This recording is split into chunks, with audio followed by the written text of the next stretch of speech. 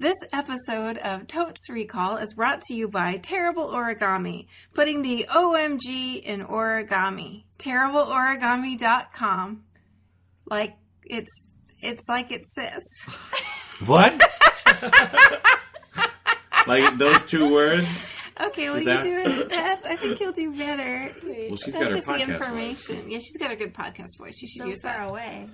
Terrible Origami, putting the OMG in origami. TerribleOrigami.com. Good. Who else wants to try? Me! Yeah, we can all try. This episode is brought to you by our sponsor, Terrible Origami. .com. TerribleOrigami.com? Is it .com? Well, the Terrible Origami is the name of it, but the URL is TerribleOrigami.com. Home of the $1 Million Frog. Put the OMG in origami. I get it.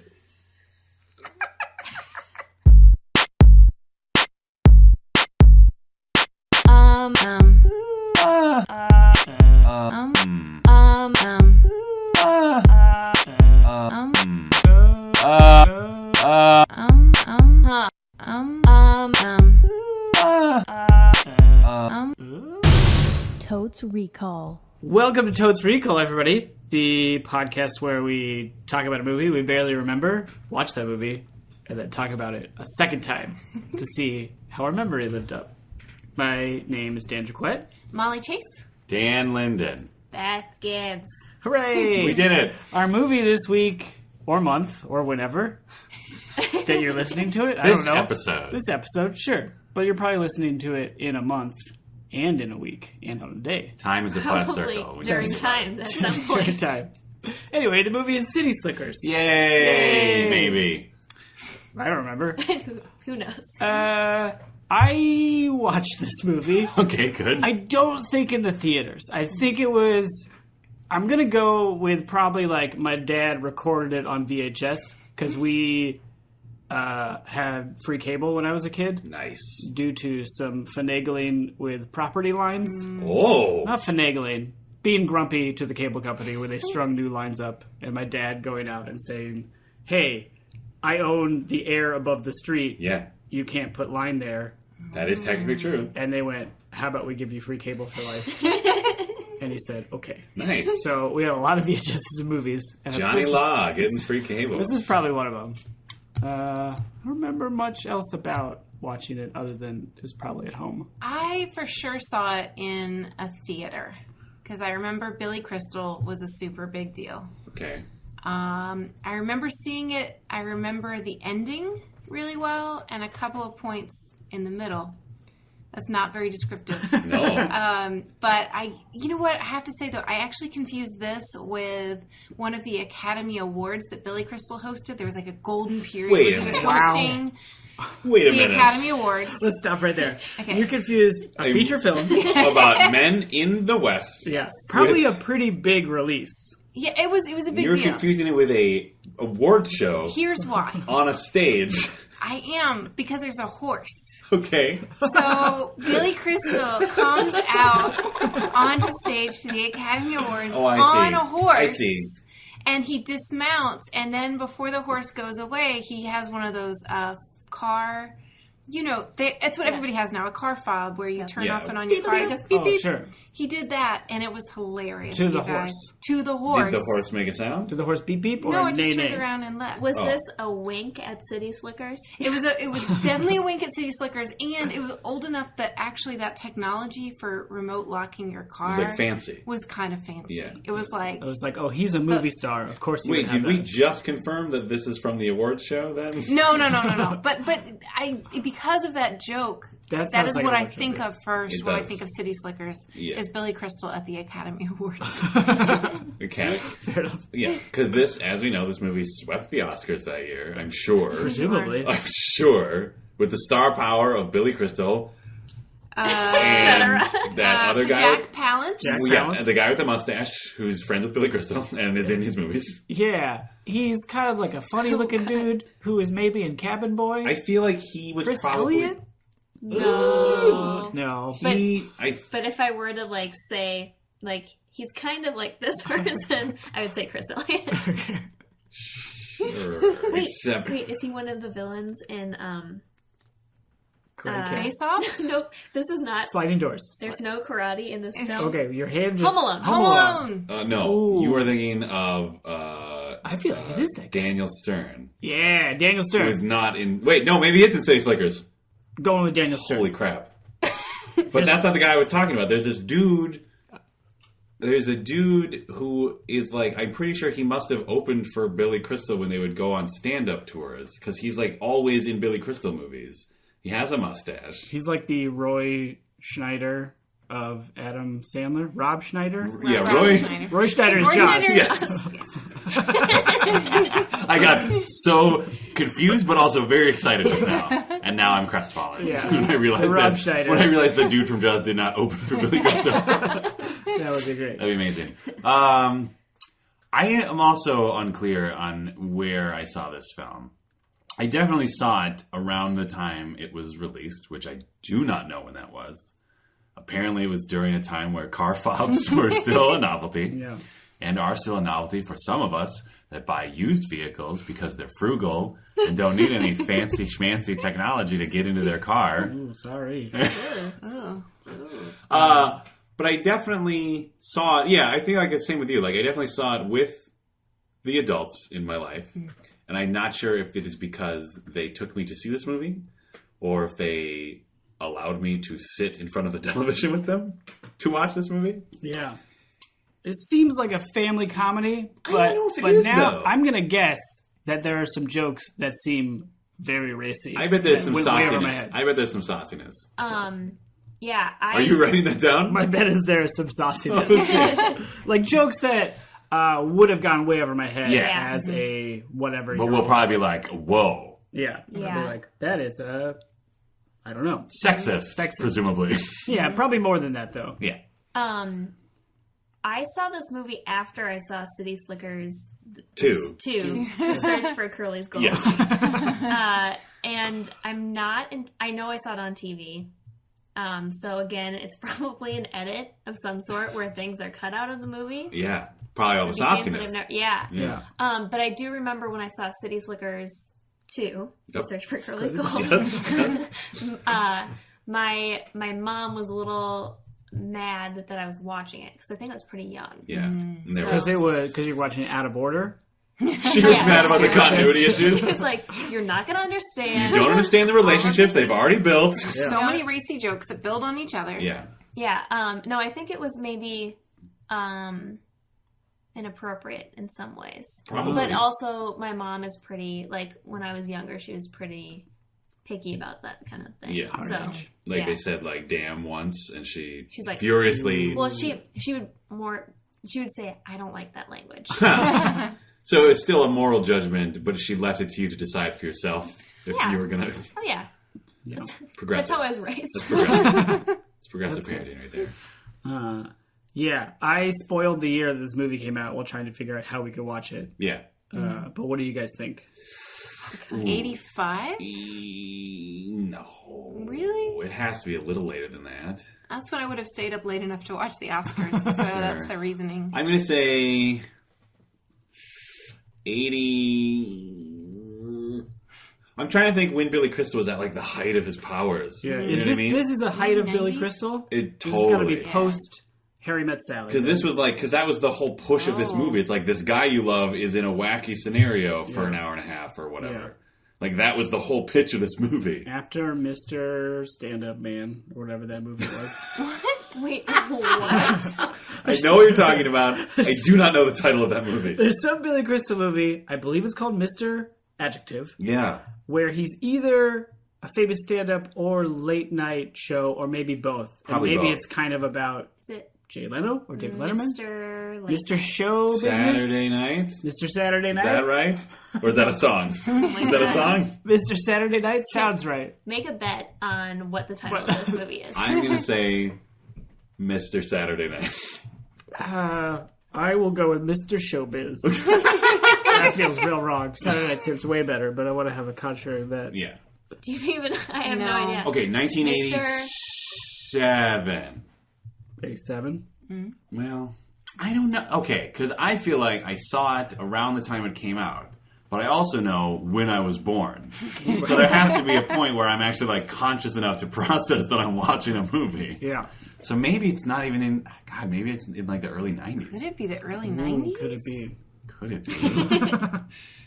I kind of feel like maybe, because why would they be playing it on TV When you're alive. when I saw it? Yeah. If it hadn't come out like a few years previous, Yeah. right? Because we're talking like the syndication package was discounted in price by the time Beth was old enough to process a movie on television, right? Yep. 90. 90. 90? That's Yeah. about 90. Okay. What did I say? 87. You guys are pretty well split. All right. We'll find out in the second half. Ooh, teaser. Teaser alert. Yeah. The main scene I remember about this movie is Jack Palance throwing a knife into the dirt right by Billy Crystal's groin. Oh, groin humor. All right. There's like he just fell off a horse, and it's like, hey, you're a city slicker. And then he's like, hey, don't talk to me, you old coot.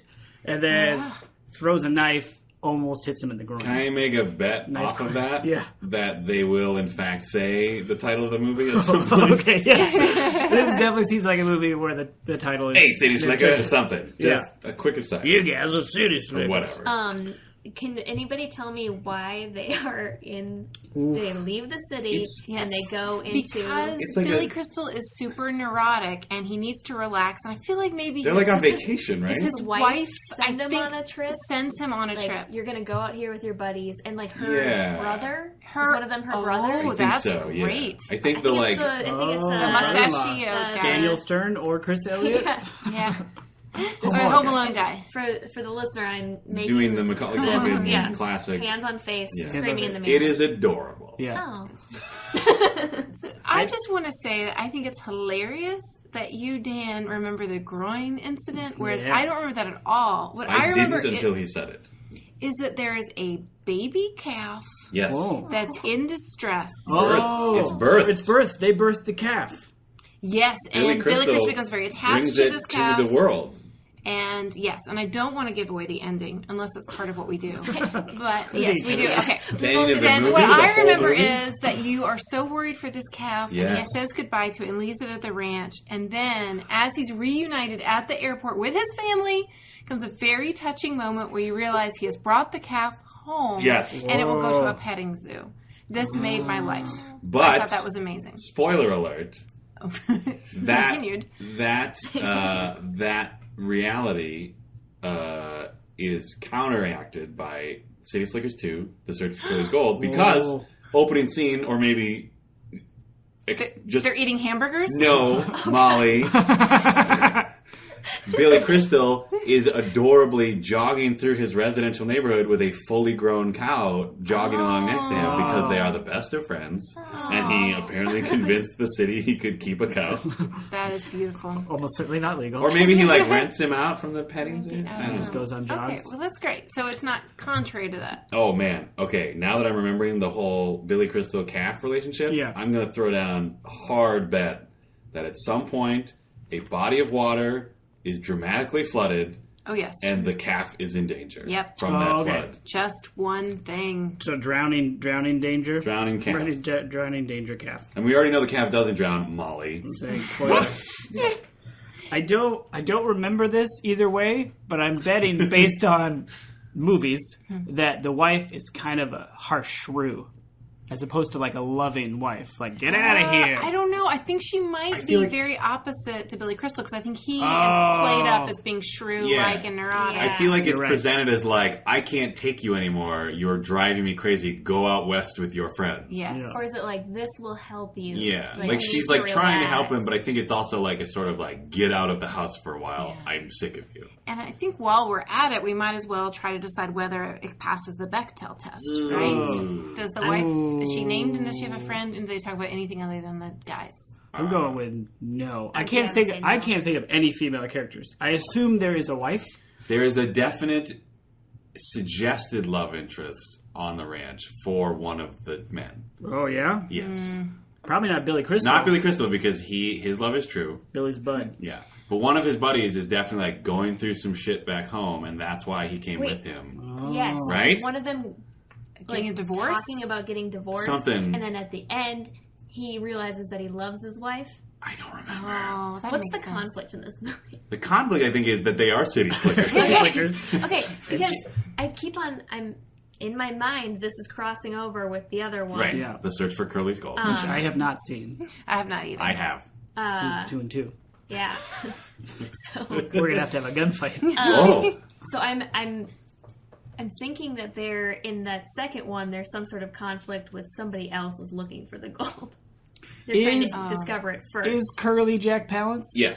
Okay. Yes. Yes. Oh, but It's he his- dies. It's his. He dies in this movie, right? Oh, yeah, Jack he Palance does. dies, Guys. and they're stranded somewhere. Yes. Right. in the West. And that's why they have And then it floods, and they save the calf. And the just one thing is a definite quote to... Okay. Oh, Yes. you're going From quote. who? from Jack Palance. Okay. And it comes back Just in one that... thing once. What? What is that? What's the context? just one thing. Well, this movie is going to be magic for you if you don't remember this. Is that your bet? It's going to be magic for me. Yes, put that down. Molly's bet is that Dan Jaquette is going to have a magical experience watching this movie. I feel like, and I'm really harping on this, like someone is going through relationship troubles. I'm going to put a bet down because I feel like this happens where he plays it off like it's not as big of a deal at first, but then once they're stuck in the desert and like having a real moment, as movies have, As men do in the desert. right. During one of those real moments, it becomes obvious that his relationship with whoever back home is like completely destroyed, and his friends are like heartbroken for him because they did not realize that he was like it's already done. Like they thought he was just like they Do you needed mean some Billy space. Crystal? Not him. Oh, the one other of his his friends. Are there Home other Alone. city slickers beyond the two? There's I think three. There's three, Are there- at least. Yeah, it was At least three. Because Three I or get it, four. 3 or 4, because I get it confused with Three Three. Amigos. There's at least three I for think sure. there's Billy Crystal, Other guy. his friend who's having relationship problems. Yes. Who's maybe Daniel Stern? Yes. Okay. No. No. Daniel Stern, I His- believe, plays his the brother. brother-in-law. He's right? like the goofy Yeah. And comic. But yeah. isn't he, I feel like the goofy one is the one with the relationship troubles, though. I don't think so because I think 'Cause he's so put upon. I think the relationship is that Billy Crystal does not like her brother, Right. And so that's the issue there. And the conflict in the other relationship is that he's having marital issues. Yeah. But I do remember a scene, and I'm not sure if it's this movie, where the brother is bit by a snake. Yep. Ooh. And in order Oh. to get the poison out, Oh, Billy yeah. Crystal has to suck the poison Hashtag out. gay panic. And it's in his butt. Yep, Yep. yeah. It's in his butt? And then, I'm yes, putting my stake in the ground on snakebite I butt. believe Jaquette's no, bets. it is because he is going to the bathroom. Oh, when he gets bit. Yeah, Yeah. And so Billy Crystal sucks the poison out, Yeah. and then something else happens. Gay panic. Oh, and then It's the 90s. he's like, "Oh, you Yeah. really do care about me." They have a moment where it's like, "You were willing to suck poison out of my butt." So that's To the... save my very life. Yeah. Yeah, I yeah. feel like this That's movie, the I feel like tip. there's like a good 20 minutes in the middle where it is just like a series of real moments in the desert. And then they are like renewed and then like go, then they have their little journey where they get back to the home base or whatever. But I feel like there's a very dramatic event that sparks the journey home, and I do think it's the flood. Yeah. I also Jack feel like Palance one and of the four and guys. Curly dying, Yes. definitely. Oh, that's a Curly's problem. the fourth guy. Yeah. Oh. Is that it? Is it just the four? And so. one of them is very tall. Or he's not Curly; it's the brother. Oh, What? it's the Curly is the brother of Jack Palance. Yeah, because Curly in the second one comes and finds them in order to. Wait. No, Curly is the guy. Yeah, The because brother that's is in why the second one. they wouldn't put a name Yeah. of a character that doesn't exist yet in the title of the sequel. Ooh, they might. Who knows? They don't. You're right. You're right. Okay. Curly had gold somewhere. Yes. Yes. Spoiler alert. But not for the movie we're watching. That's completely not the movie we're talking about. Oh, but the Bechdel test, I believe if it gets passed, it will get passed in the first 15 Yes. minutes. I- Two wives perhaps having a real moment Yes. with each Yeah. other, perhaps named. I agree, because when you first mentioned it, I feel like the movie definitely starts with like a city-based social gathering. And that is where I feel like there's their chance Yep. to have like someone's spouse and some other lady have a little talk, probably in the kitchen though. It is the 90s, Yeah. I assume, or late 80s. Guys, I'm willing to bet it's a birthday party for Billy Crystal. That's best. Oh. Wow. Great. because then he's gifted with this trip with his friends. Oh. Right? Yeah, that's all right. That sounds great. Yeah. I'm going to go no on the Bechdel test. Yeah. Okay. Hard no. Yeah. I think, let's see, how hard do I want to go on my no? Wait. I think there's going to be... What is the spectrum? Well, by contrast, the potential yes is iffy at best. It's Right. the first 10 minutes. Yeah. So Yeah. I think you got to go all in. Yeah, I agree. In order to create greater contrast between the bets. So I agree. Not even one. I think there will only be one named female character. Oh. Nice. Oh wait, but there's maybe a ranch love. No, Yeah, but they don't have to listen. There's gonna be two named female characters. Well, They will never talk to each other. I'm gonna encourage you to go harder in your go back to your original bet, because nowhere in Screenwriting 101 does it say you have to name the protagonist's wife who only shows up in scene 1. And She at could the very end- well be Billy Crystal's wife. Like that could be the character, And then they just say my wife or Honey, my or sister, yeah, or for the third guy who we don't know who it is, lady, your wife, yeah, your sister. right, Yeah. All right, I'm going. Okay. Go hard. No, Yeah. I'm going hard. On Go this. big or go home, Bechdel. City Slicker. I bet that the two wives talk to each other at some point, but Do you think they have names? About them. about their Sure. husbands. Yep. So So middle it still ground. wouldn't win. Yeah, I still don't think it's going to pass. Okay. I'm going to go big no. Big no. Well, not as big as his. little though. no. You're going little. Medium no. You guys, my no is just as big. You don't need to do a no measuring contest. Yeah, guys, come on. I wrote your no the same size as my no. Good. And I feel better.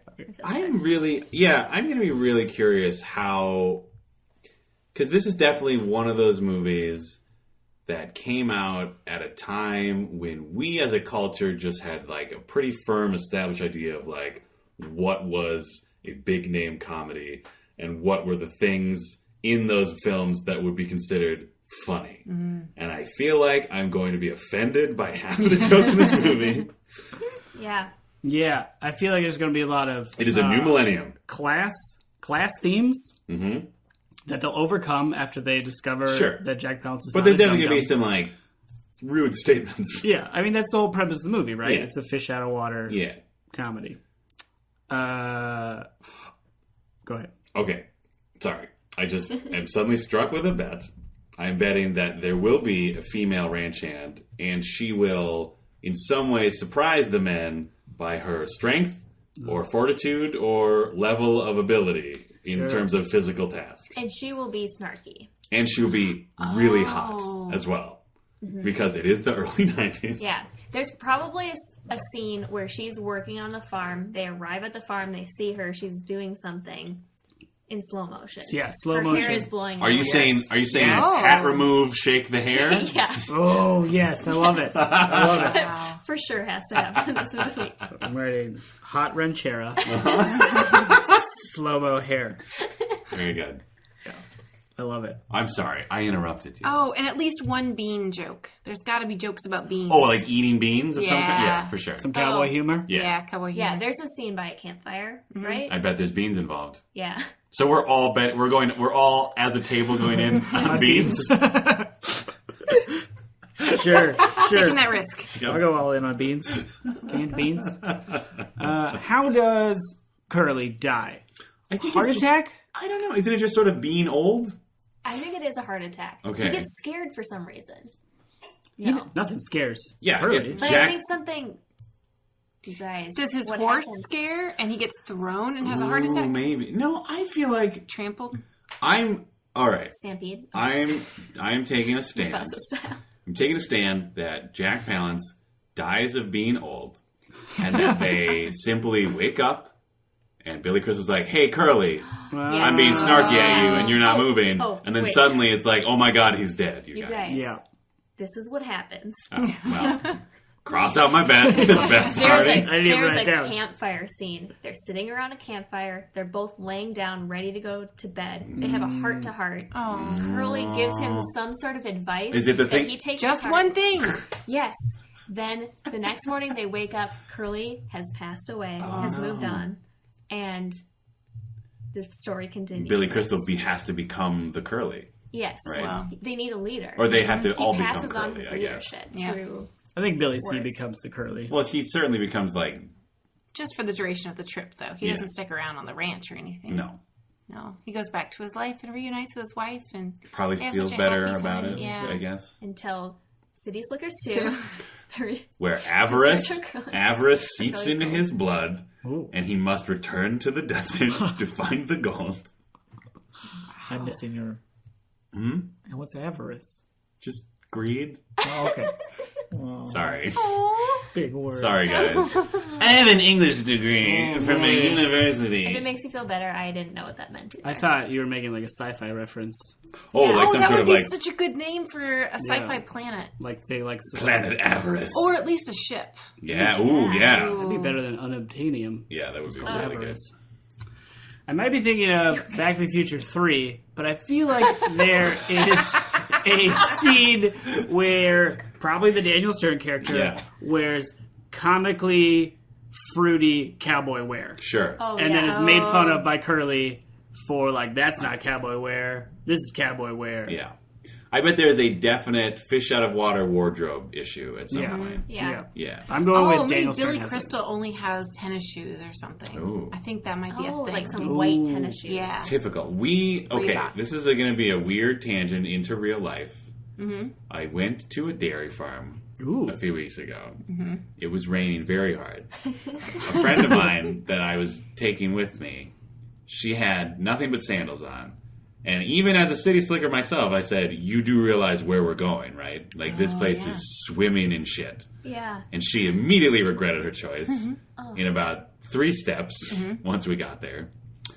And I felt validated as a city slicker for understanding the basic needs of working with cattle, one is which clothes don't choose. Do you feel like you learned that by watching the film City Slickers? Were you like... Well, I don't know. Here. Oh, actually, someone probably does step in shit at some point in this movie. Oh, yes. guaranteed. Absolutely. Right? Guaranteed. Yeah. Absolutely. So here's the question. Okay. Is that enough for you to predict whether you will like it better or worse? What rating do you think you will give it at the end? Oh, man. I think... I'm hearing a 4. Yeah? No, I'm just kidding. I don't know. Is this out of 5 This is out of 5 somethings. Okay. Spurs? Spurs? How many Okay. Spurs would you give this? I'm guessing, I don't know. I'm vacillating between 3 and 4 because I feel like it'll either be all the jokes I'll either find them really dumb and or offensive, or I'll be delighted at how many grown-up jokes there are that I didn't get as a child. So I'm going to go with 3.5 Spurs. Okay. So 3 Spurs, 3 full Spurs, and then just like the little part sticking out of the boot without the spinny part of the boot. Yep. Sure. Yep. Yep. 3 Spurs. Are you drawing that on the... I am. Okay, 3 thank Spurs you. and a tech. Got it. I'm gonna go 4 Spurs because I watched this very young, so I'm assuming the same thing, that there are a lot of jokes that I didn't get before, and I think other people enjoyed this movie. Yeah, it was. I feel like it was a hit, right? Yeah, Probably so, Enough to make a sequel. Oh, right. Yeah. Well, now hold on. History shows us that sequels are not based on merit. They are based on money, though. Well, that's true. But the first movie is usually decent for the second movie to come about. You're right. Right? It's the third movie that's really the stretch. Yeah. Got it. Okay. So when City Slickers 3 comes out, then we'll know whether it was merit-based or... I hope that this podcast spurs Oh! a third film. About 10 minutes ago, I was going to give this movie 4 Spurs. And then I remembered that there's definitely a sucking on butt joke. Yeah. And, of course, a stepping in poop joke. Yeah. And so they're like, oh, maybe it's not like a good comedy from the 80s or 90s. Maybe it's like just pretty middle of the road. So I'm going to go 3. Oh, 3 Spurs. Yeah. I feel like I'm going to be entertained, But like nothing special. Yeah. Like it's not going to be like they're sticking it to the man to a Huey Lewis song or Right. something. That'd be great. Yeah. Oh, man. Huey Lewis. Maybe that could be in there. Maybe. Okay. If there's a Huey Lewis song, I'm going to go 3 Spurs. Okay. Otherwise, I'm going 2.5. Wow. Ooh. All right. Just based on how much I tend to enjoy rewatching old movies. Right. I'm just going to go ahead and guess. Maybe I'll be delightfully surprised. Here's the thing. I feel like we've been told as a society that Billy Crystal is charming. I will be very curious to see if I actually find that to be true. Well, I always find him charming in interviews, but I feel like some of his characters he plays... Well, he plays dickheads in a lot of the movies he's in. But he's going to get redemption with that calf. Yeah. He is. I'm probably going to end up liking the calf more than I like Billy. I can already guarantee... Pretty much. I can already guarantee, based on my memory of watching this movie before, the cow will be my favorite character. No question. Because it is adorable. With that, let's go watch the movie. We'll be right back.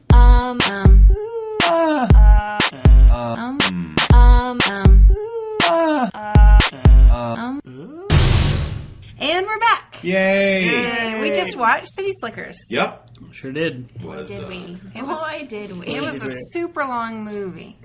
Way longer than I remember. Yeah, Definitely. 158, but It took slow. 27 minutes to get to the actual ranch vacation.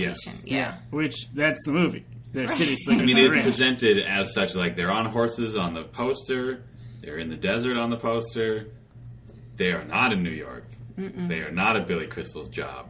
None of that is on the poster. Yeah. But...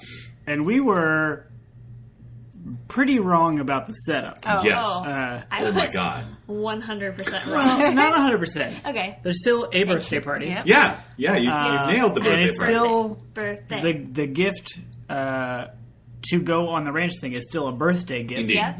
But it is not by his wife, who's like freaking out because he's stressed at home. But it is by his wife's hand that he agrees to go. Yeah. And his wife is deeply concerned because the guy is such a wet blanket. Yeah. Yeah, he really is a downer. Guys, just he tells just a turned serious- 39. Oh, man. He's feeling like his life is over. Yeah. He is a sad, sad sack. They're all sad. And it goes on and on. It's Yeah. not until like minute 147 or something where other people laugh at his jokes. Pretty sure that's past the end credits, but yeah. 147? Yeah. 47? Oh, I'm at 1 hour and 47 minutes. Oh. Yeah, no, that's a good point. I wouldn't have made it. But the setup was crazy, right? It started in Spain. Yeah. Running with the Bulls. I think because they have 25 minutes of fairly boring character development, I guess. I guess, setup. yeah. They got to do like a cold open. That's Well, wackadoo. let's not forget the cartoon Yeah. intro, Oh, it's so good. which is now the third cartoon Yeah. intro that we have This is forgotten like something about. we're reaching for now, I feel like. We love cartoon. Because that was like an unexpected MacGuffin. Yeah. Like you even said right before the credits, like, oh, I wonder if this will be a cartoon like Honey, I Shrunk the Kids. Yeah. And then we were like, no way. All of a sudden, screen goes black, cartoon cowboy steps out from behind Billy Crystal's name. Yeah. I wonder if most movies in the late 80s, early 90s era were like maybe. this. This movie is 91, by Yes. the way. Oh, Yes. right. Which Beth was closest with 90. Yeah.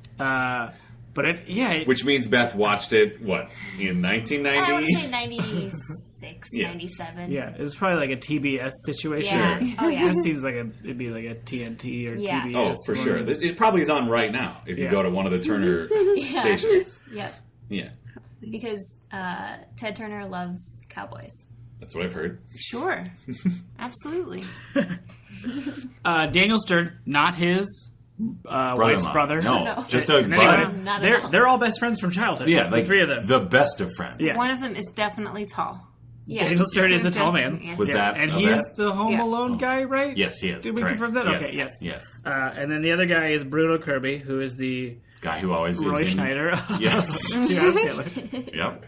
Yep. Who in the opening thing looks like a spaghetti chef Yeah. in Spain. He's got like a red Yeah. beret and like a Like big Chef Boyardee. mustache. Yeah. Well, that's his And like a standard white mustache, suit. though. But yeah, But I know what you mean. I wrote spaghetti chef Bruno Kirby. Yeah. Chef Bruno Chef Kirby. Bruno Kirby. Chef Bruno Kirby. Yeah. What? I was trying to turn it into Chef Boyardee. Oh, yeah. No, that was solid. didn't work. That was Chef solid. Bruno D. Chef Good Bruno work. Kirby. Bruno Kirby. Yep. It was a long movie, guys. It's a long movie. Yeah. Can we... I mean, I don't want to jump ahead if we're trying to it. follow like the No. narrative structure of the film I mean, the narrative's pretty easy. They find themselves in the desert. in the desert, and some bad things happen. Yeah. But it all works out in the end. Okay, good. So we're all everyone listening, everyone at this table, we all are on board with the premise and narrative arc of the movie. Yeah. Now, Bruno Kirby. Right. I remembered Bruno Kirby just being like, oh, just his buddy or whatever. Turns out Bruno Kirby is like the little horn dog devil on his shoulder.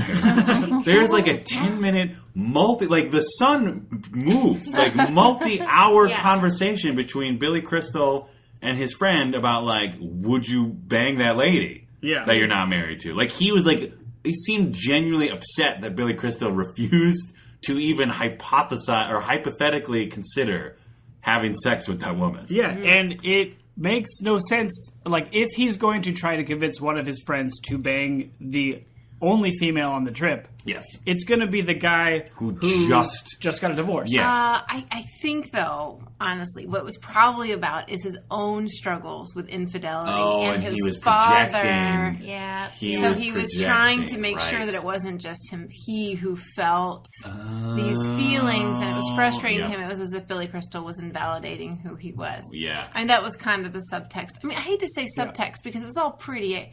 Everything's right there. Everything was right there. They had a lot of time to give it was right each character there. a deal. Well, everything was right there by the end of the movie. Sure. That's true. There was a whole lot of waiting for those real talk moments. My God. Though. You guys, the whole movie was real talk. Yeah, As soon as they get into their, I couldn't stand it. Beth was really upset. There was no action. Like, there was the action of three adult men breaking the barriers around their hearts and baring their souls to each other. Like, we all have issues. Let's talk about them for 2 hours. Yeah, that's what it was, and I found it very upsetting. Yeah, I believe I said there was like 20 minutes of real moments between like the Curly stuff and like the River stuff.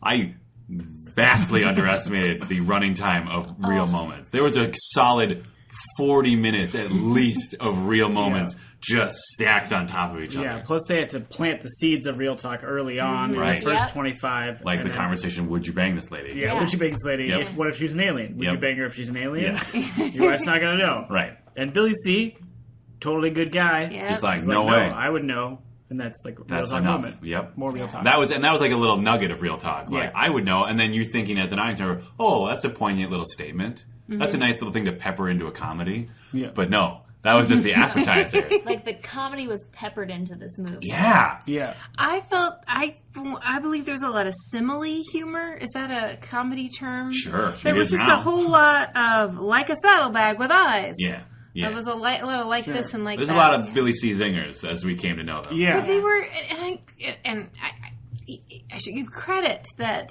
he tried to make. I mean, he did make a real character, but this character was so sad, and to hear comedy come out of the mouth of such a sad character was actually more depressing for me. That kind of the point, though. Like the guess, clown who laughs kind of thing, but not quite that heavy-handed. Yeah. But he doesn't laugh. No, he doesn't really laugh. And no one Nobody around him laughs. laughs. Yeah, they didn't even like his jokes. Here's the theory for you guys. This is a drama, Oh. but Billy Crystal just throws out zingers whenever he wants, and they're not in the script at all. Oh. As we saw in the credits, executive producer Billy Crystal, Yeah. which at the very least explains the constant baseball references. He, fact check, Oh. he also co-wrote the screenplay, but he's not credited. See, that's why I Because of all assumed... this improv. When I saw the credits, I assumed Babalu Mandel was Billy Crystal's, like Writer name? Yeah. But according to IMDb, Babalu Mandel is a real person. I'm sorry to say. Or maybe good for him. I mean, he's got a career. Great. Yeah, memorable name. Good job. Well, his real name is Mark. But apparently there was already a Mark Mandel in the Writers Guild of America. So we had to be Babalu. Maybe he was best friends with Billy Crystal and he's just like, Babalu. Because that's like a nonsense word Billy Crystal would say. That's why I thought it was him. I thought that was his fake writer name. Yeah. You know what I mean? Hello. Yeah. That was 4 times. Hello. at least 4 times. Yeah. Every other scene. Yeah. Mr. Saturday Night? Yes or no? Yes. Yeah? Dan, Fact check. Dan got it. A movie that we're not talking about and that I've never seen except for the cover at the video rental store. But Knife Groin is in this movie. Oh, totally. Big Big time. time. But it was not as I thought. I thought it was going to be a Billy C. falls off a horse. Yeah. Because he's horsing around. And then Palance, knife groins. Yeah. Yeah. But no, It's a bad guy. we should talk about Jack Palance's entrance. Oh my 'cause that god! actually I wrote, Yeah. I literally wrote down Curly's Batman entrance because that is what it was. The two ruffians Yeah. were hassling the one lady. There's about to be some sexual violence. There was some concerning behavior happening. This happens in a lot of movies. Yeah, Okay. And yes, it does. It's sort of like treated as like a way to make people look bad, but it's not. It doesn't get the weight it deserves. Yeah. Like these two employees, Are basically like if this was night and they were alone, Yeah. this lady Things- would be molested. yes, Yeah. 100%. things were going to happen. Yeah. Ugh. And those are employees, and that's fine. But Right. instead, it's just like, oh, okay, now we know who the bad guys are. Yeah. Oh. Well, Anyway. let's send them out on the trail. But we Right? felt I okay can't because love we all these knew people. at the beginning, at least, we saw from Curly's entrance that if they get out of line, they're going to get lassoed from off screen, Yeah. which was amazing. That was great. And then a knife to the groin, Yeah. They or near the groin, I should say. Groin adjacent. Yes. Jack Palance was shown in silhouette, Yeah. oftentimes with just smoke from a cigarette Yes. rising up. He looked like the more often Marlboro than not. Man. He did. That half-finished cigarette was permanently affixed to his mouth. I don't think there was ever a scene where even when he was smoking it, like actually smoking it, I don't think he ever took it out of his mouth. There was one moment where Billy Crystal is trying to lasso a cow, Yeah. and he misses, and instead, for comedy, Yes. lassos Curly, Yeah. and the cigarette is knocked from his Oh, mouth. okay. Oh. So an outside force is what it takes to get that. There 'Cause is one point. even when he died, his lifeless corpse held the cigarette in Yeah. his mouth, Yeah. which is why Billy Crystal, I assume, figured he was still alive Yep. because the cigarette was still. Yeah. know. He did not die in his sleep. Yeah, I would say we were mostly right. I think we got Yeah. the gist of it, where like they find him dead, but they Yeah. don't think he's dead. Yeah. But instead of it being either like right before bed or right in the morning, He was like off doing his own stuff. yeah, they're still campfiring, and they've had Billy C. and Jack Palance have had their moment. And Norman has lots of been moments. born, which Yes. is really the best part of the Yeah. whole movie. It is. It is the best part. That calf. That was calf. Adorable. Oh, that was the best calf. Right? I wanted more screen time for that calf. Yeah, it Who really didn't? needed more screen time So Yeah. it was. for that movie to be interesting. It was an adorable cat. I'm going to give credit to 2 to 3 people, though. Okay. Humans. Oh. Okay. Obviously, all credit to Norman the Norman the Cat Cat. for saving Adorable. that movie. Yeah. However, I will say, personally, that I was surprisingly, to me, sincerely touched by the 5 or 6 minutes of real moment happening exclusively between Curly and Billy C. Yeah. Maybe it was the music because there was some beautiful, lyrical strings behind them most of the time while the sun was setting in the desert sand. But when Jack Palance was telling his monologue about that woman that he saw, it was the love of his life, I was genuinely touched. Yeah. And that is why this man, I believe I heard during the movie, won an Oscar for this role. Yes. It was an Oscar-winning role. Yes. Wow. I wish I would have kept track of the time that he was in this movie, because he really wasn't in a lot of it. A lot of it was just him in the background smoking. Yeah. And glowering. Being gruff. But so good at it that he won an Oscar. Guys, Yeah. he's so Is good. this- He is was an this American a- treasure. Is this like a, hey, we're sorry we didn't give you an Oscar yet, Oscar? I don't know. Was he a big I don't know a lot about Jack Palance, and I apologize. I I, bet feel he- like a shit. He's like a big deal besides City Slickers, right? He Yeah. must be, Yeah. right? This is like a cameo. I bet he got something for Shane. Was he in Shane? Yeah. Shit, I've seen Shane. Shane! I have not seen Shane. So we can't do that one. Can't do that one. Sorry, guys. Pretty good, but there's a really annoying boy in it who just yells Shane a lot. Okay.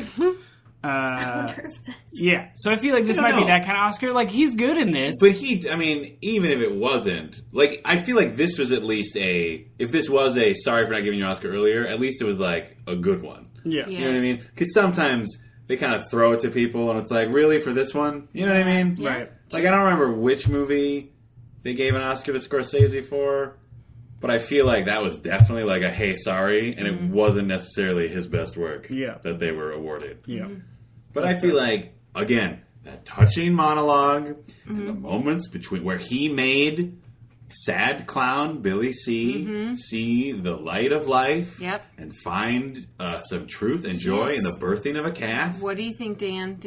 Was it magical for you? Oh, right. For me?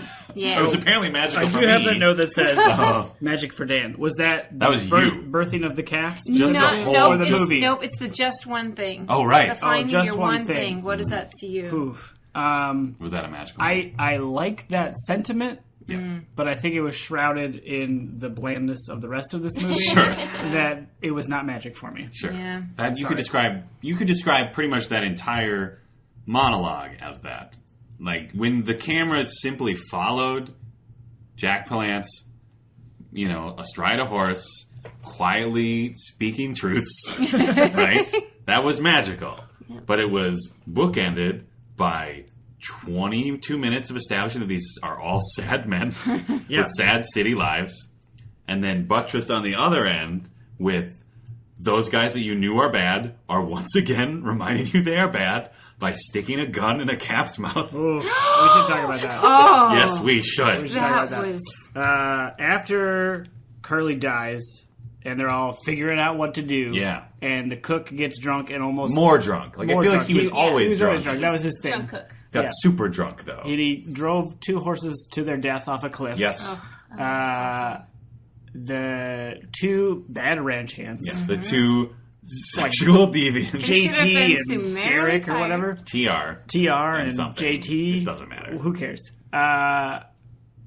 Yeah, I don't even know why. They find the liquor and they get even drunker. Yeah. They've got guns. At first it wasn't clear that they were drunk. Like it suddenly just switched to night. They were shooting bottles. And everybody was huddled in the tent like a cartoon, peeking out head over head, like being, we knew we shouldn't have trusted them. Because as just in screenwriting 101 for our listeners. Okay. Like you tell the story in cuts, sure, right? Yeah. But maybe on either side of that cut, show them at least taking one swig of alcohol. Yeah. Because all we saw was them not taking a drink, throwing the bottle in the air and shooting it. Well, right before that happened, they're like, "Oh, we found the liquor." Yeah, but then they immediately shot it as if to say no. I think that stood out as unexplained because every other part of the movie was so tediously laid out. They had to cut something. Yeah. There was 20 minutes of TR and JT just quietly drinking and deciding they were going to shoot all the bottles. Real talk about their...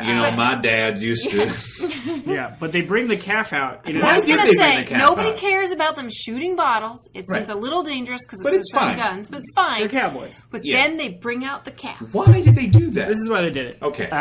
They don't like Mitch. Billy C's Mitchie the Kid. Yeah, Mitch the Kid, Billy C's character. Oh, right, because he stopped them from molesting them at the beginning. Bonnie Rayburn. Yep. Great name. Great character name. So they want to get back at him because they know he likes Norman the Cat. So they're trying to draw him out. So they can bully him. I see. Okay. So that's why they bring the calf out and literally stick a pistol in his mouth. Yes. To which Molly erupted. It was seriously as if a live gunman had entered the structure that we are watching this movie in and started waving around at us. She shrieked. Molly, I want you to talk about your own feelings. Yeah, please. That part. Because all we saw was bolting upright and just sound. Just a wall of sound. It's just so shocking. Like, why would you do that to a little calf? And he's so cute. Sure. He's like the best part of the whole movie. And then you're like, oh, okay, well, they're going to be rough housing or whatever. Yeah. No big deal. But they put a pistol in the mouth of a helpless, tiny animal. That wasn't supposed to make it, let's remember. It was twisted in his mother's. That does not matter, okay? No, that's what I'm saying. No animal deserves to have a fake gun put in its mouth. It was disturbing. And then it was a close-up. Like, when you think you're done with it. Like, I remember I started screaming, and I thought, oh, this is going to be done soon. And then they do a close-up shot. A total close-up of just, like, the snout, like the quivering. It was visceral, Molly. They wanted you to feel the fear. I did. Yes. And mostly I just felt really And I would like to discuss that moment briefly, if I may. Sure. All right. Gun put into calf's mouth. Yeah. Eruption of emotion. Trauma. Like, this is a tidal wave of trauma. Yeah. Gun is put in the hands of an unstable, very depressed man and is put to the forehead of another human being, completely dismissive. Molly literally... Daniel Stern wrestles a gun from drunk guy, puts it to his forehead, and is clearly like, he's on the verge of committing human murder, right? And they really know intense. it. It is a real moment. Like, it is the realest of real moments in this entire movie. Yeah. Molly Chance's reaction, oh, well. Yeah, and I think pretty soon after that, this is boring. Get on with it. Yeah, I believe she said that when Daniel Stern went off to a tent. And they go inside, and there is a suggestive shot showing his back, holding a gun, probably contemplating ending it all in a tent in the middle of the desert. And at that point, Molly just went, "Oh, so boring." But that calf, you endanger Norman the calf, and you will see. Molly loves animals. It's going to be a theme. No one is arguing that calf is not an adorable, magical being that saved this film. I just found the juxtaposition so amazing. It was real good. All right, let's talk Bechdel test. Oh yeah. I think it's a fail. Yeah, but it's there like were some near misses. Yeah. So would you say it was a little no? Ooh, bad. Oh, I would, but no one bet that, did they? Good point. Equal sized notes. Because there were two conversations. They got so close. Two lines of dialogue, Yes. I'll say, that came close. And it's, Super close. It's whether or not they are a conversation or not. Yeah.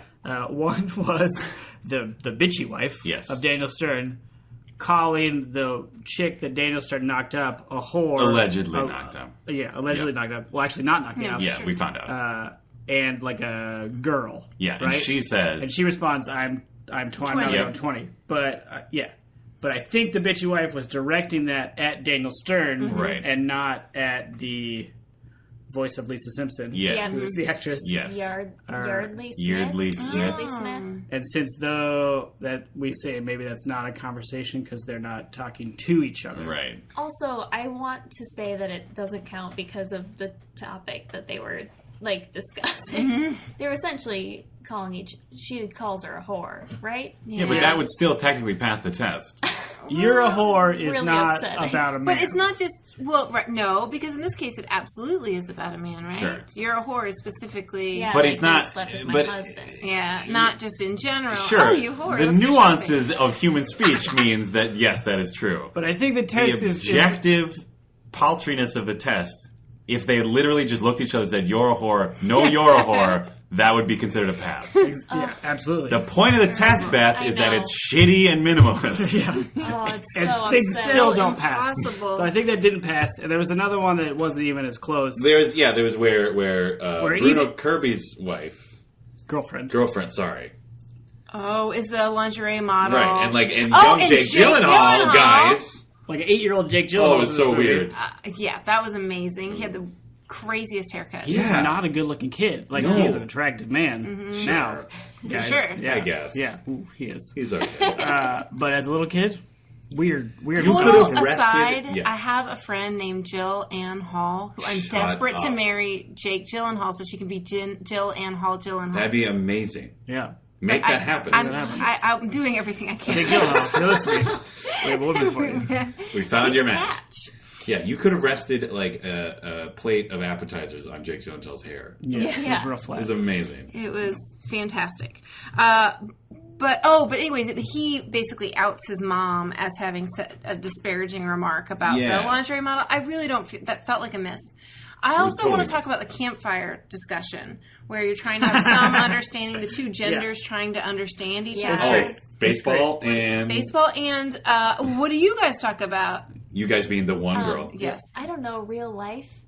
Like, who is dating who, and are they good for each other? Oh no, it's not even that. Is it Relationships. working out? Is it? Yeah. Like working out to what end? Yeah. Like that's what we talk about. Real life. Yeah. It is so Our friends with other obviously people. a man writing that and being like, oh, what do women talk about? Relationships, right? Right? Yeah. Yeah. whether they work or not. Yeah. That seems like a thing you would discuss about relationships. Good. Put that in there. Probably the first edit was, is he going to marry her or not? And they're like, no, let's be progressive. Right. Because this is the 90s. Exactly. Oh, because they say that. Yes, they actually say, like, it's not a... That's how he stops them from molesting Bonnie Rayburn. He's like, it's not a very 90s attitude, guys. He doesn't stop them. Jack Palance does. Attempts to stop him. I apologize. Yeah. I don't want to give Billy Crystal more agency than he deserves in this movie. That conversation is amazing for how vague and just how nothing happened. That was literally... But it's supposed to be a deep scene about genders connecting. That was literally Babalu shouting to, like, some lady, whether his wife or, like, someone who he works with. But it's like, you guys talk about relationships sometimes, right? And that woman probably saying, yeah, sure. And then be like, great, thanks. And then moving on. Yeah. Got it. They even actively take out a female character in this movie before it starts. Bonnie Rayburn shows up. She was supposed to meet a friend. She was supposed to come with a friend, but the friend didn't make it. Yeah. Oh, why not? And she gets so easily dissuaded when they're trying to figure out what to do after the bottle shooting Norman threatening bozos go away. They abandon them. Yes. They have to figure out what to do, and most of the people want to go home like cowards, but she says, I want to bring in the herd. Yes. One dude mansplains one thing, and she like, says, oh, you know what, you're right, that is more logical. And then she doesn't go, even when other people rally, these three guys rally. Yeah. So it confused me because I understand her just not wanting to go at the beginning and it being about the three guy friends. Can I give you a theory that will maybe make you feel better? Okay, yes, try. I think what happened is that the character that said, let's go, was horn dog asshole Bruno Kirby, and she was like, I am not herding cattle with that man. And that was her polite way of extricating herself from the situation. What? Consider that. I think you just blew my mind. That doesn't make any sense to me. Why? Well, I'm not saying she bowed out because she didn't like the friend? I'm saying the only guy who had said, I'm going to take the herd at that point was that character. So she was being smart. This is not how the movie is written. Oh, I see what I'm not you're telling saying. you this is what actually happened. I'm trying to give you something to feel better about it. Is that she said, I feel unsafe for this man. I was already almost assaulted by two men on this ranch. And this guy's been talking about my ass behind me for the entire ride. Yeah. Which she probably heard at least once. She's a weird character. She is. I guess it's a sad character because she's there only to test Billy Crystal to make sure he's faithful to his wife, and then end up with Daniel Stern so that he can have a happy arc ending. Yep. Yeah. But at the same time, she's not. I would expect her to be sexualized more. Yeah. But she's sort of still bland. Mm-hmm. So you're giving it like a... It's like you're useless, but also not treated as badly as I would expect from a useless female character. Yeah. I am still hung up on the part where she is not... Like, why doesn't her friend show up? Like, there could have been a friend there. Yeah. Yeah. Writers of this movie. Because then who would they focus on? Right. They would have to have scenes with them talking to each other. Oh, gross. Boring. What if women had real talk? I bet they talk about relationships and stuff. Instead of baseball 24/7. Is that the irony, though? Is that they end up talking about their relationships for 45 minutes in the movie? That's true. Like, is that what Babalu was trying to say? It's like, guys, we're actually not all that different? Is that... Am I reading too much into this movie? I like this interpretation. Yeah. All right. So, in the end, where do we stand on our rating? I think Spurs. How many Spurs? How close did we get on what we actually thought of this movie? I believe I gave it 3 Spurs. I'm going to downgrade to... I'm going to go spur and a half. Wow. I expected to be amused most of the time, and I was bored most of the time. Yeah. It was not... I feel like comedies are one of the genre that's the hardest to watch later. Yes. Because it so much is anchored in the time. Yes. So I guess I believe this was funny in 91. Yeah. But now it wasn't. It seemed kind of lame. Yeah. On top of, like, all the other shit we've talked about. Yeah. Well, because, comedy changes so much that things that I'm sure were hilarious at the time have been done a million times since then. Ooh. So it's very hard to enjoy, which is why I'm going to stick, though, with my 2.5 Spurs. Okay. And the reason is that there were stretches where I was really bored, and you're absolutely right, Dan. You described that perfectly. the times that I was engaged is mostly with the calf, and some of the jokes were really good. But I just felt like, I don't know, there were long spanses, as the prairie themselves, of just endless. I just don't care. I couldn't care, and I felt really bad because I really like Billy Crystal, and it was obviously a well-made movie. It's not for me now. Yeah.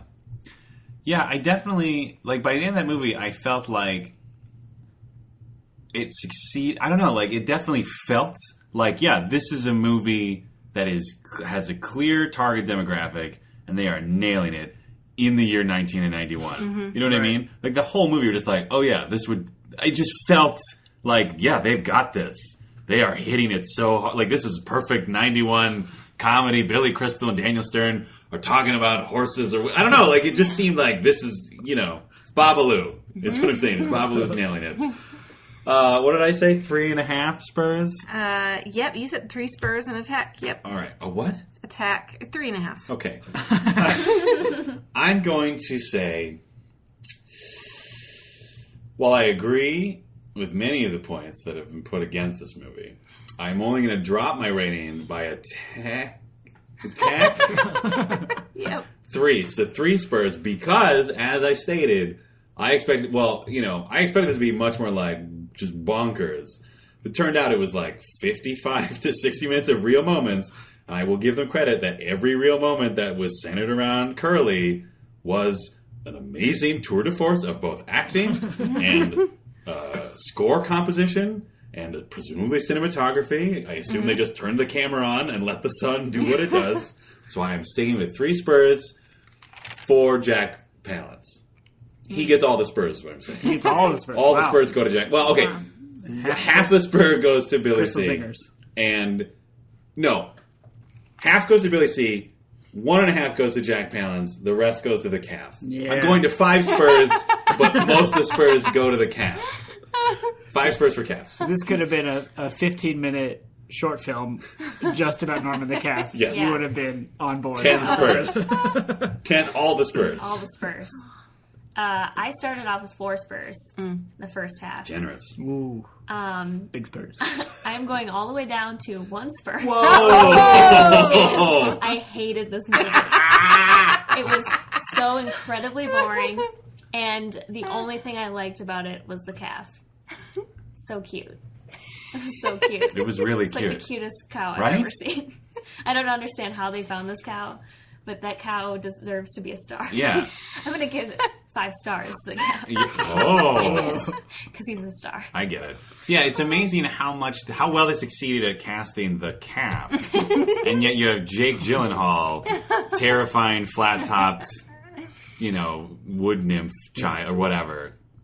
But he did a good job. He said his nymph. he was as good as any other child actor. I would say the last thing I just want to say about this movie is that I did not expect it to be so much about aging. Yeah. And I think it's fascinating that 39, first of all, 39 was considered old. And second of all, that the goal was to try to be grown up, as opposed to the goal being trying to stay 20 to 30-ish your entire life. Like, I feel like the cultural norms have changed significantly. Yeah, big time. Comedies now in the 2000 teens, where we are, in case you're listening to this far in the Dating our future. podcast. Sorry. Barely. Are about trying to stay young, like growing up but losing party times. Yeah. And now we're growing. Back then, it's growing up and being stuck in a rut. Yeah. And not making that 80s stock money anymore. Yeah. This was about like appreciating that things are never going to be as good as the Coke fueled 80s. It seems like. Yeah. Huh. Deep. Something to think about. Yep. Oh, just like Billy C. Oh, just one thing. Just one thing, you guys. No one's stepped in shit either. You are legitimately upset about this. That seemed like such a safe bet. Yeah. That seemed like the safest bet. Here's what I'm guessing. I think Babalu is looking at the script, right? Yeah. They have 46 pages of real moments about men figuring out how to be older men, right? Turn the page 47. Steps in shit, and then, traumatic saving of the cows in the river. Yeah. Right? They film the whole thing. They're just like, I don't know, guys, the pacing seems a little off.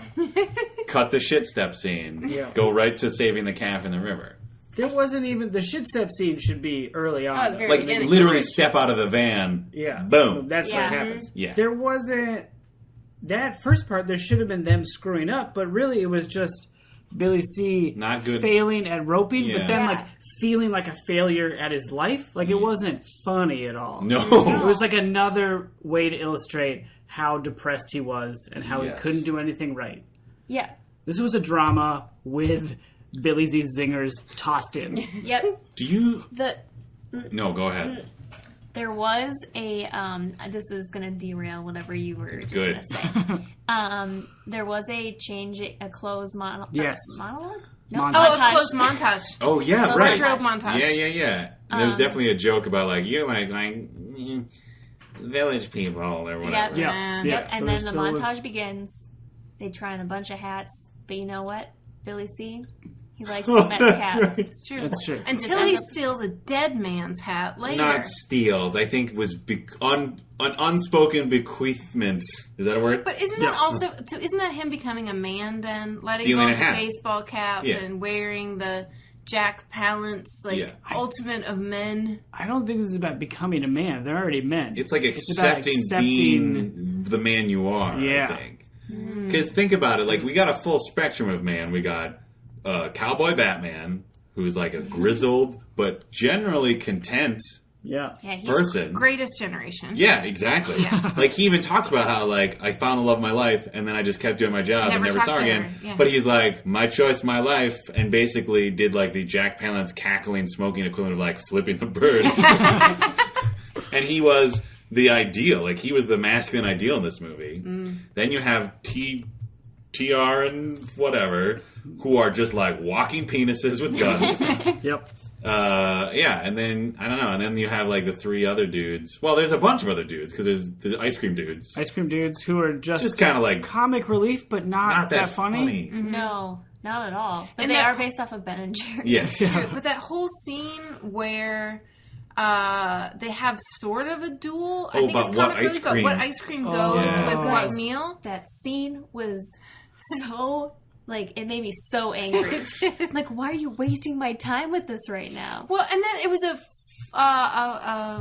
false premise because they finally get to the end and say, well, what does that skill mean? And he's like, well, that's why we have however many, I'm not explaining 1,400 well, 1,400 retail outlets. I'm like, that is not why people eat ice cream. It's because somebody has told them that rum raisin goes with asparagus. But yet again, we have another peg on the spectrum of what is a man, because here we have these two hyper-capitalists worshiping at the almighty dollar. And technology. They Yep. they acknowledge they're not attractive men. They acknowledge that all of their prowess comes in business, right? Yeah. Then you've also got the father-son dynamic, Yes. right? The two dentists. Yes.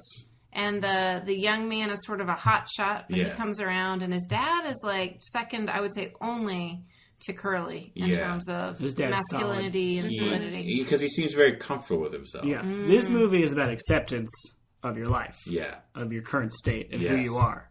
Ice cream dudes, they got it. They've accepted that they're Weirdos. fat, weird-looking schlubs, With but they're killing it in the ice cream world. Killing it. Jack Palance couldn't find the love of his life, but killing it as a cowboy Just as a human being. and as a man. I'd say. He's lighting cigarette matches On on his face. cheek. He doesn't even have stubble. It's No. just his leathery face. The texture of his face was enough friction to just... Ugh. Yeah. The dentist dad knows who he's like a kind of lame dentist, Yeah. but killing it is that. Steps up because he's got the medical training to take drunk cook back. Yeah. Yeah. Those are the characters that are winning at life. Yes. Right. From frame one. Yeah. Like, it's not even like a They've got journey it. for them. Yeah. And then the arc to get everybody there, Bruno Kirby figures out he doesn't have to be his dad. Yep. And that he's not going to cheat around on his girl. Yep. And he can accept that that's who he is in life. Yeah.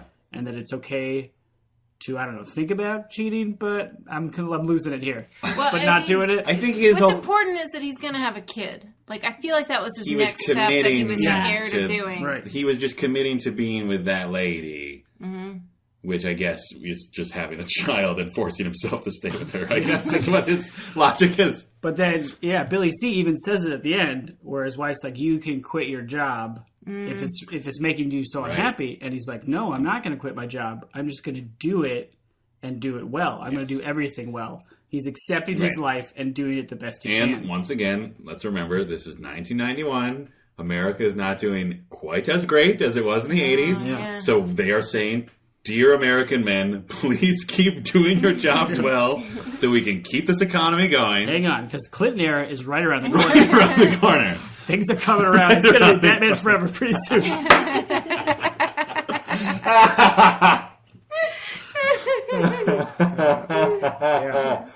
Oh, God. Well, so in that light, it makes more sense that you have the Bonnie character not really having a place in this film. Because in all truth, if it's about, like, man journey, although, I don't know, maybe you could argue that she... Shouldn't she have just not been in the movie then? I almost would have been happier with that. Yeah, she served no point except for at the end she gets in the taxi with the one friend. So sad.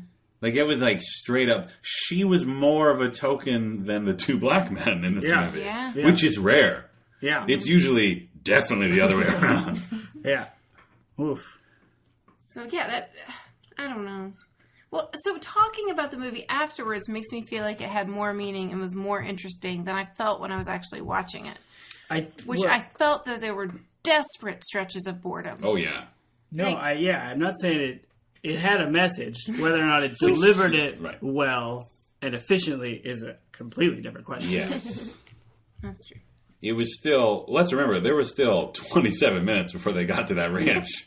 Like, regardless of how touching and sincere the message was. Yeah, because the wives were there just to represent a range of what your wife could be like. They totally were. She could be a heartless shrew. She could be a hot underwear model. Who you, I guess, just decided to stick with long enough to be in that scene. Or the long-suffering mother of your children who's sort of threatening divorce, but not really. But then says things like, we'll jump off that bridge when we get there. Yeah, that was... And go find your smile or else. Like, Pretty what? much. Yeah. So I'm not sure that... there wasn't a thing. I mean, I guess the daughter was cool. She seemed true to herself. She seemed would cool. hang out with her friends. Yeah, she was just going to go hang out with her friend that night. That's fun. Who I'm pretty sure is Billy Crystal's actual daughter. Oh, the right. friend? Or the daughter. Oh. I think the daughter is the daughter. Yeah. Last name's Crystal anyway. Sure.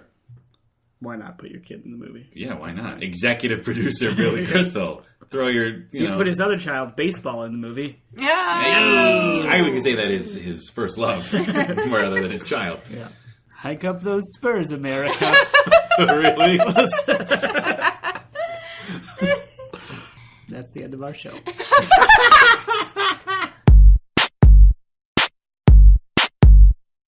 Thank you for listening to Totes Recall. New episodes drop on the 15th of every month. You can find us on Facebook and follow us on Twitter at Totes Recall Pod. Subscribe on iTunes and leave a review. It helps more people find the show. Totes Recall is hosted by Molly Chase, Beth Gibbs, Dan Jaquette, and Dan Linden. Produced by Beth Gibbs. For more information, check out noisepicnic.com/totesrecall.